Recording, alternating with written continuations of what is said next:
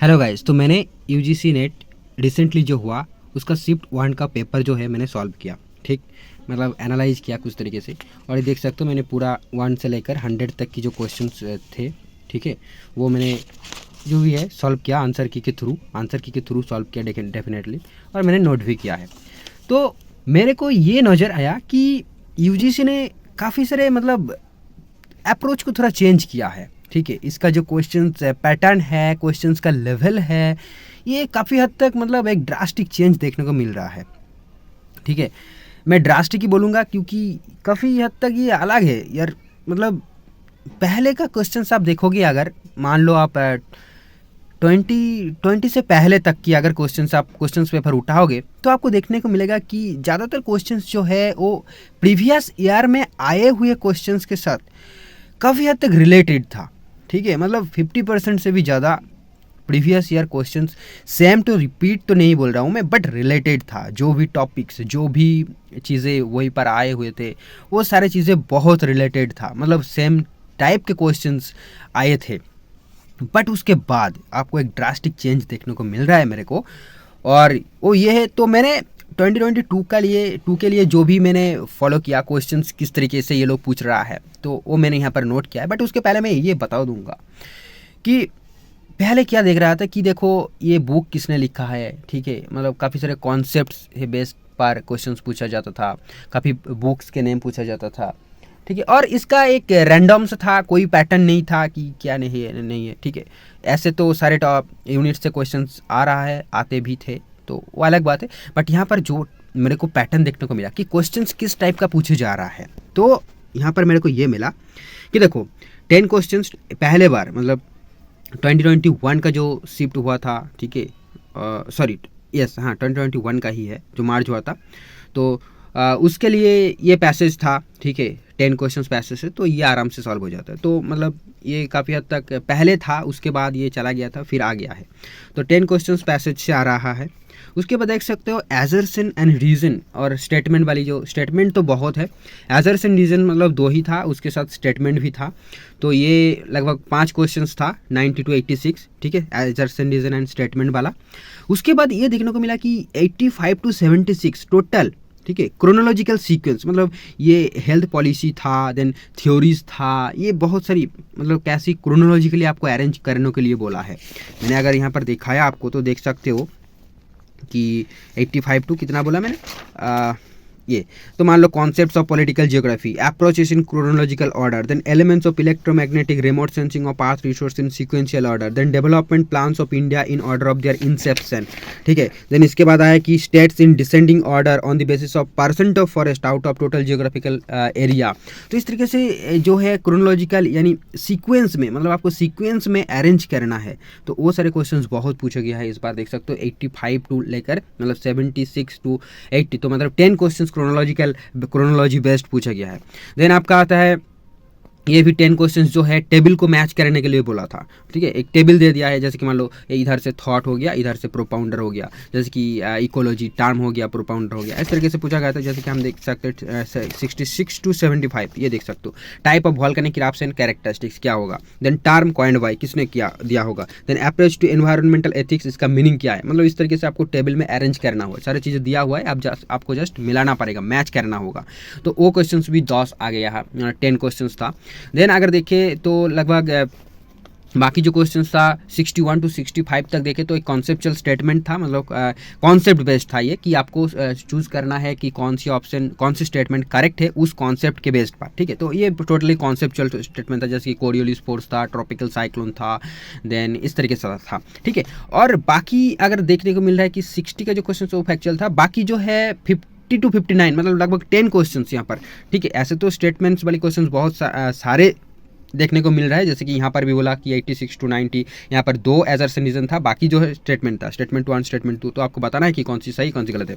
यहाँ पर फिर से देखने को मिल रहा है 10 क्वेश्चन स्टेटमेंट बेस्ड। तो अगर देखें कि 50 to 59 क्या है, ठीक है, क्या है, अगर मैंने देखे 50 to 59 बोला, ये देखो, तो not correct statements of von Thunen model. तो वॉन थुनेन मॉडल के रिगार्डिंग कौन से स्टेटमेंट जो है करेक्ट नहीं है, मतलब ये कॉन्सेप्चुअल बेस्ड होगा। देन इसके आप फिर से आपको पूछा है कि मैन नेचर इंटरेक्शन के बारे में कौन सी जो स्टेटमेंट्स है वो करेक्ट है। ठीक है, अब यहाँ पर ये स्टेटमेंट दिया हुआ था कि प्रोजेक्ट टाइगर के regarding, then Gujarat accounts the second largest mangrove forest, इस तरीके से स्टेटमेंट दिया हुआ है और आपको चूज करने के लिए बोला है कि कौन सी सही है या कौन सी गलत है। यानी यहाँ पर पूछा गया कि impact of climate change on oceans, तो इसका रिगार्डिंग, इस कॉन्सेप्ट के रिगार्डिंग कुछ स्टेटमेंट दिया हुआ था, वहाँ से आपको चूज करना था कि कौन सी सही है।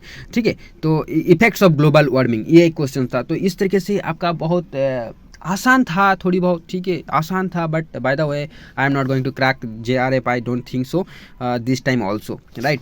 तो ये पैटर्न देखने को मिल रहा है कि स्टेटमेंट बेस्ड जो क्वेश्चन है वो भी बहुत पूछा जा रहा है, ठीक है। और उसके बाद ये तो ठीक ठाक है, बाकी देखो अगर 1 से लेकर 49 तक आप देखोगे तो ज़्यादातर क्वेश्चन जो है फैक्चुअल है, ठीक है, मतलब फैक्ट बेस्ड है। यहाँ पर पूछा गया कि Venezuela is part of OPEC bloc, मतलब ये ऐसा तो नहीं पूछा गया था, मतलब कहीं सारे ऑप्शन दिया हुआ था और वहाँ पर पूछा गया था कि इनमें से कौन सी कंट्री जो है ओपेक ब्लॉक का पार्ट है, ठीक है, ये दिया पूछा गया था। देन आपको बोल रहा है कि largest and second largest natural gas producing countries, ये सारे जो है फैक्चुअल नहीं है तो और क्या है, ठीक है। Then rift valley is form due to tectonic forces, ये काफ़ी हद तक फैक्चुअल ही है, ठीक। अब इसके बाद आता है ट्रॉपिकल साइक्लोन के बारे में स्टेटमेंट्स पूछा गया था, तो ज़्यादातर स्टेटमेंट पूछा जा रहा है बहुत सारे, ठीक है। और इसके बाद अगर यहाँ से देखिए आप कि 11 से लेकर पूरा जो है 16 तक, तो यहाँ पर 15 तक अगर देखें तो यहाँ पर देखो पूरा फैक्चुअल है। इर्मिंगर कारण कहाँ दिखा जाता है, सार्कम पैसिफिक शोर लाइन जो है वो सुनामी को ज़्यादा मोस्ट प्रॉन है, अटलांटिक ओशन जो है लार्जेस्ट कॉन्टिनेंटल स्लोप एरिया है, ब्यूफोर्ड स्केल जो है वो क्या मेजर करता है, विंड वेलोसिटी मेजर करता है, ठीक है। मैंगनीज जो है वो एक मैक्रो न्यूट्रिएंट नहीं है फॉर प्लांट्स, ठीक है। यहाँ पर पूछा गया पो river basin is well known industrial region of which country, ठीक है, तो ये भी फैक्चुअल क्वेश्चन तरीके से फैक्चुअल क्वेश्चन आपका हो गया। देन यहाँ पर पूछा गया है कि Netherland specialize in growing tulip factual मतलब जीके बेस्ड क्वेश्चंस आपको पूछा जा रहा है, ठीक। लोकलाइज्ड डिजीज एंड एरिया, मतलब ये डिजीज कौन सी एरिया में पाई जाती है। और ये देखो क्रिस्टॉफ्स की पेपर से डायरेक्ट क्वेश्चन पूछा गया है कि फ्रंटियर्स एंड बाउंड्रीज के बारे में, तो दो मतलब जो पर्सनालिटी है उसका मेंशन इस बार था, एक था क्रिस्टॉफ और एक था मूडीज। तो मूडीज जो था एक स्टेटमेंट वाले क्वेश्चंस में था और क्रिस्टॉफ का तो पूरा पेपर से, मैंने इस पेपर को सर्च किया बाद में और देखा कि सेम टू सेम जो उन्होंने दिया है, डेफिनेटली क्वेश्चंस भी उसी के रिगार्डिंग था कि क्रिस्टॉफ ने कौन सी स्टेटमेंट नहीं बताया था, मतलब इसके रिगार्डिंग नहीं बताया था, तो उनका पेपर से जो है पूरा कॉपी पेस्ट मतलब एक तरीके से किया हुआ है क्वेश्चंस को, ये सारे देख सकते हो। तो इस तरीके से जो क्वेश्चंस पूछा जा रहा है, यहाँ पर पूछा है कि Rajgriha is the eastern most holy places of Buddhism.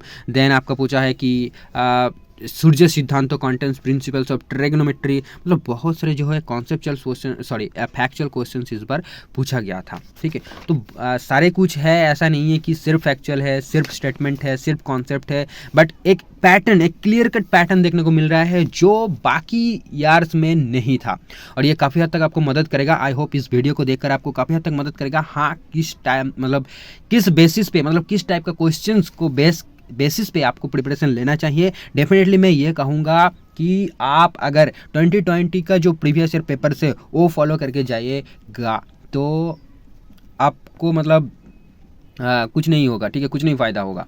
आपको एक नया पर्सपेक्टिव से पढ़ना है। इस जो क्वेश्चंस पेपर रिसेंटली 2020, 2021, 2022, 2023 होने वाला है, तो वो सब का पेपर आपको एनालाइज करके पढ़ के जाना है, ठीक है। बाकी आपको अंडरस्टैंड करना है कि किस टाइप का क्वेश्चन यूजीसी ने पूछ रहा है। मेरे को ये नहीं पता कि ये लोग रेफरेंस कहाँ से लाते हैं, ठीक है, ये नहीं पता। जैसे कि मैंने एक क्वेश्चन यहाँ पर पाया कि जो है थेल्स जो था, ठीक है, थेल्स ने क्या किया था कि जैसे कि मान लो सूर्य सिद्धांत कॉन्टेंट्स प्रिंसिपल्स ऑफ ट्रिग्नोमेट्री, ये तो ठीक है, बट मैंने ये सारे जो है थॉट्स के रिगार्डिंग बुक मैंने ज़्यादा तो नहीं पढ़ी, बट हाँ मजीद हसन पढ़े थे एक बार, और जो है एक ऑल पॉसिबल वर्ल्ड नाम की एक बुक होती है वो भी काफ़ी हद तक पढ़े थे, बट पता नहीं कहाँ लिखा था ये सारे स्टेटमेंट्स, ठीक है, ये सारे रेफरेंस पता नहीं ये लोग कहाँ से उठा के ले आते हैं। तो आई थिंक कि आंसर की के साथ ये भी पब्लिश करना ज़रूरी है कि भाई तुमने रेफरेंस कहाँ से लिए हो। जैसे कि एक चाइनीज़ कंट्रीब्यूशन के बारे में पूछा गया था, अब मजीद हसन में इसको पता नहीं कितने डिटेल्स में कवर किया है, मैंने तो भाई ज़्यादा डिटेल्स नहीं पाया चाइनीज़ कंट्रीब्यूशन के ऊपर। तो यहाँ पर बोला है कि चाइनीज़ स्कॉलर्स जो है वो first develop the scientific method of cartography based on rectangular coordinate system, ठीक है। तो इतना क्लियर कट काफ़ी इंटरेस्टिंग चीज़ें हैं, बट पता नहीं बुक में क्यों नहीं मिलता। तो मेरे को ये लगता है कि हाँ यार, नया जो भी रिसर्च स्कॉलर्स रिसर्च कर रहा है, बुक वगैरह लिख रहा है, उनको नया पर्सपेक्टिव से सोचना चाहिए। मेरे को तो ये लगता है कि भाई यूजीसी बुक क्यों नहीं निकालते, ठीक है, ये लोग क्यों नहीं निकालते बुक।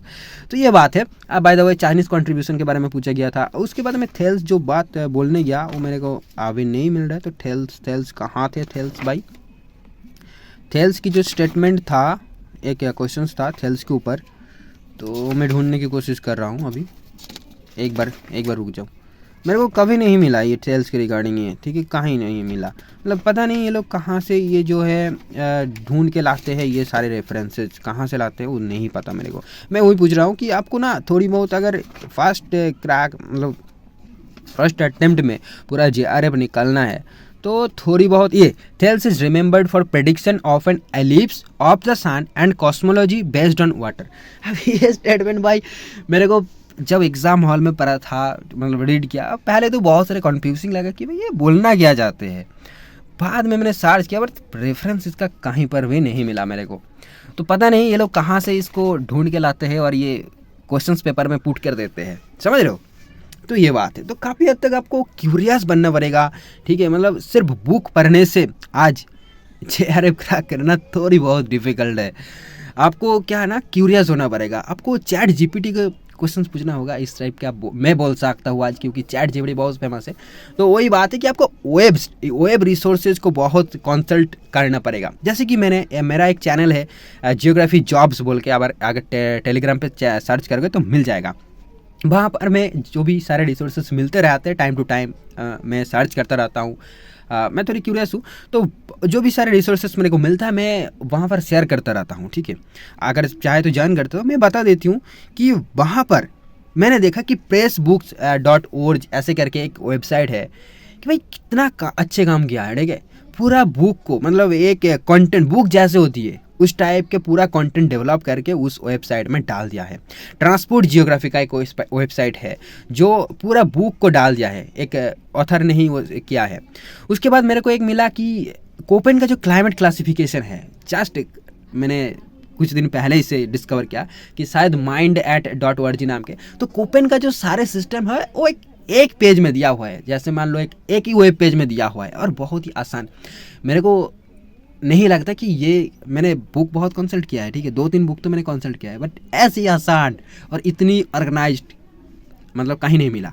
तो मेरा सजेशन ये है कि देखो, आप बुक के पीछे ना ज़्यादा मत भागो।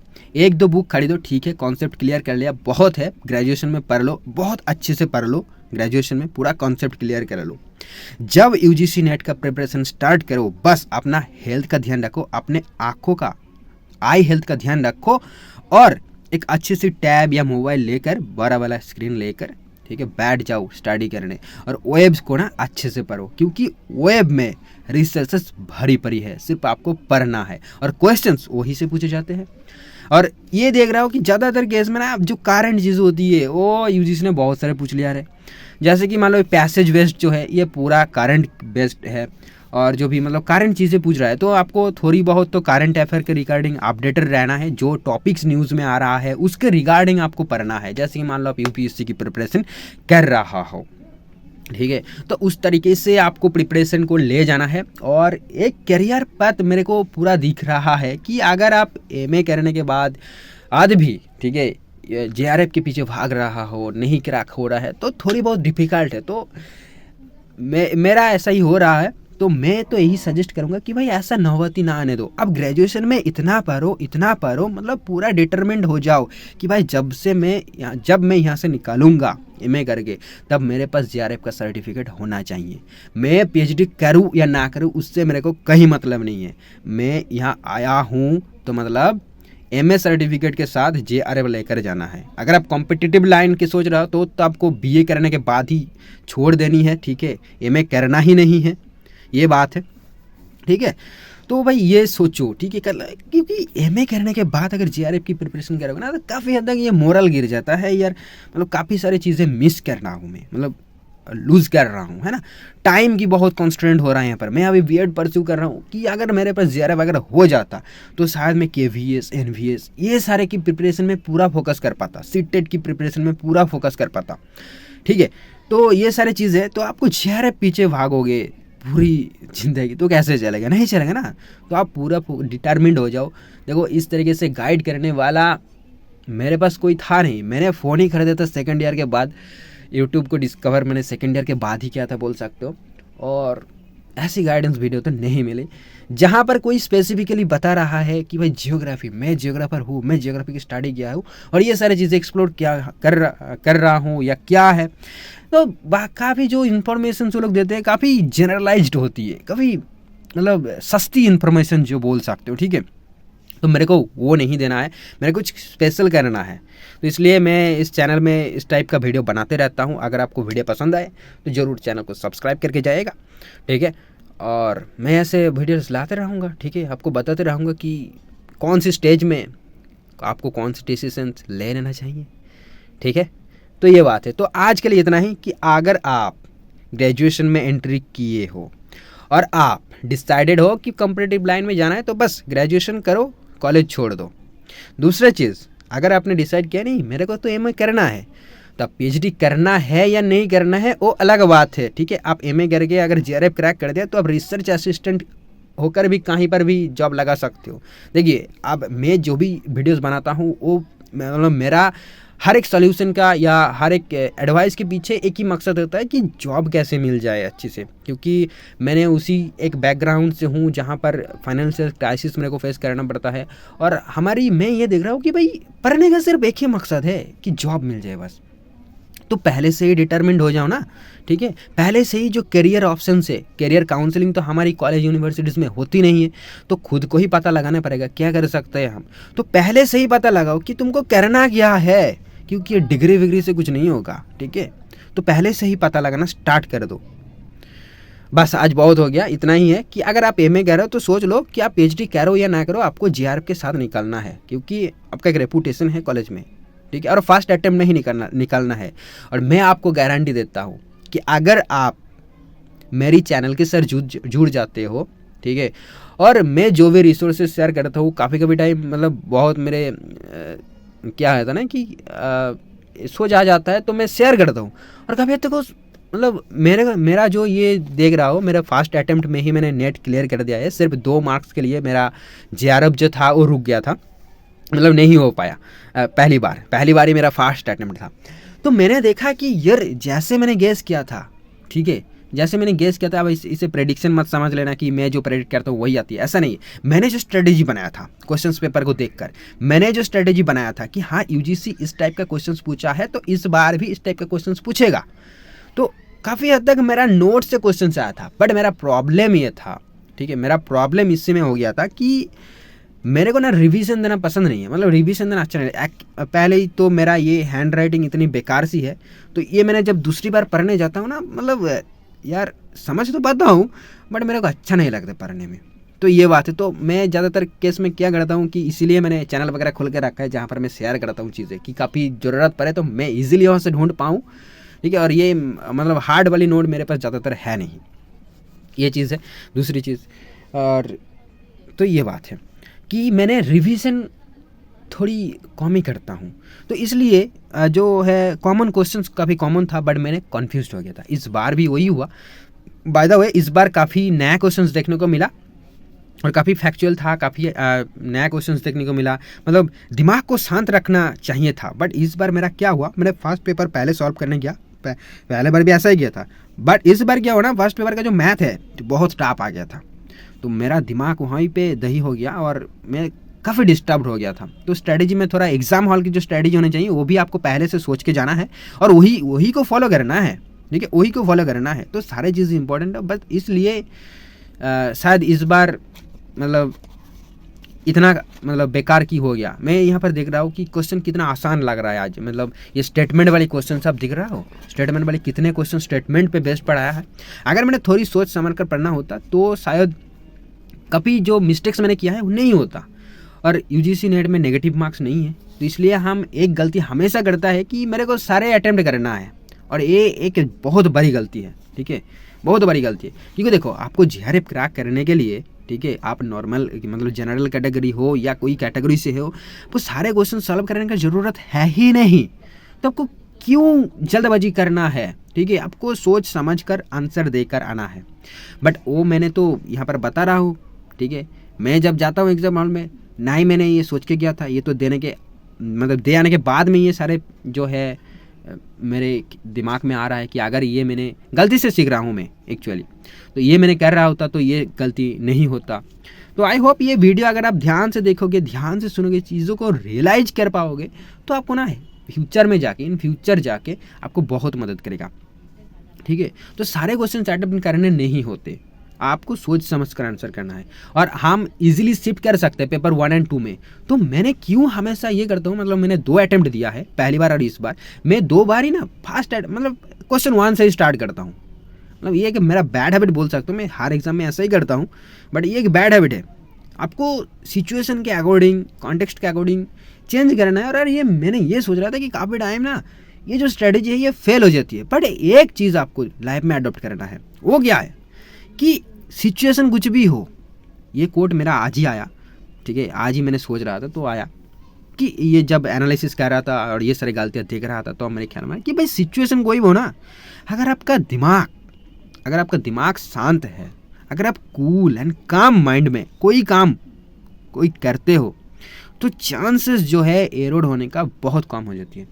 तो आपका सिचुएशंस कोई भी हो, एग्जाम्स कोई भी हो, प्रैक्टिस करो कि काम कैसे रहे, कूल कैसे रहे, कोई भी लाइफ में कोई भी सिचुएशन आ जाए, आपको स्ट्रेस में आना ही नहीं, क्योंकि हम जो गलतियां करते हैं वो ज़्यादातर गलतियां हम स्ट्रेस से ही करते हैं, ठीक है। तो आज के लिए इतना काफ़ी है, आप देखिए, आप एनालिसिस कीजिए।